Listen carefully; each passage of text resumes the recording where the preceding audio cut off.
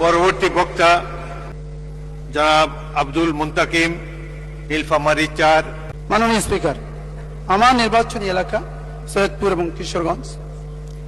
আপনার জানা আছে বাংলাদেশের দুটি উপজেলায় প্রথম বিদ্যুতের বাতি জ্বলে উঠেছিল, তার ভিতরে একটি ছিল সৈয়দপুর। বাংলাদেশের সর্ববৃহৎ রেলওয়ে কারখানা আমার এই সৈয়দপুরে।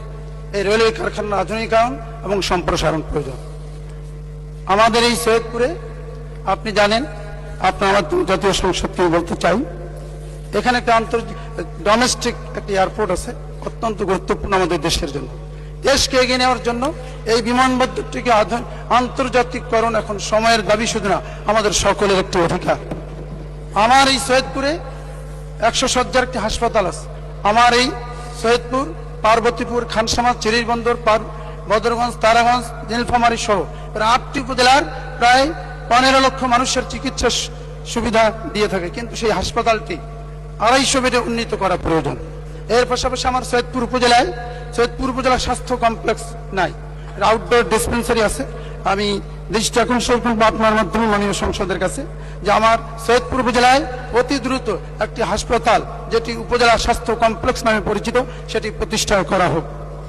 এই সৈয়দপুর একটি বিজ্ঞান কলেজ নামে একটি কলেজ আছে, যে এই কলেজের শতভাগ শিক্ষার্থী মেডিকেল অথবা ইঞ্জিনিয়ারিং অথবা ইউনিভার্সিটিগুলোতে শিক্ষক হিসেবে নিজেদেরকে তুলে ধরে দেশের মেধার স্বাক্ষর রাখছে। সেই বিজ্ঞান কলেজটির আসন সংখ্যা আরো বাড়ানো দরকার, প্রায় 350 হওয়া উচিত। মাননীয় স্পিকার, আমার এই সৈয়দপুর উপজেলায় একটি বিশেষ শিল্প নগরী আছে, সেটির সম্প্রসারণ প্রয়োজন। আমার এই সৈয়দপুর উপজেলায় 150 মেগাওয়াটের একটি বিদ্যুৎ কেন্দ্র আছে, সেটির চালুকরণ প্রয়োজন। এইখানে আমাদের বগুড়া থেকে যে সৈয়দপুর পর্যন্ত গ্যাস সরবরাহের যে ব্যবস্থাপনা আছে, গ্যাস স্টেশনটি আছে, সেটি চালুকরণ প্রয়োজন। আমার এই সৈয়দপুরে আপনি জানেন আটকে পড়া উর্দু ভাষী।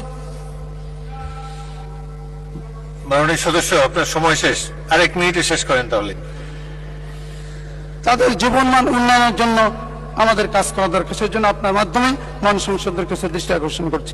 আমার কিশোরগঞ্জ উপজেলায় অতি দ্রুত জীবনমান উন্নয়নের জন্য একটি কিশোরগঞ্জ সদর ইউনিয়নকে পৌরসভায় উন্নীতকরণের জন্য আপনার মাধ্যমে আমি আহ্বান জানাচ্ছি।